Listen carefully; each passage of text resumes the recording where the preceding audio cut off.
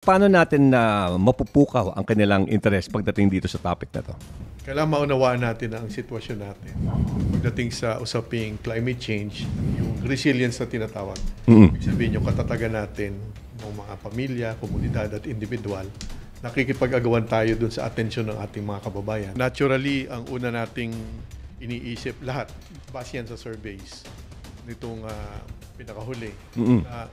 Sa unang tatlong iniisip lang, binibigyan ng pagpapahalaga natin mga kababayan, of course, understandable, yung mga gut issues. Bakit civil defense? Kasi pagka-climate change, akala mo kailangan yung galing sa weather na ano, but civil defense po, ano pong kaugnayan ng isang climate change sa civil defense para sa mga hindi nakakalam na tulad ko?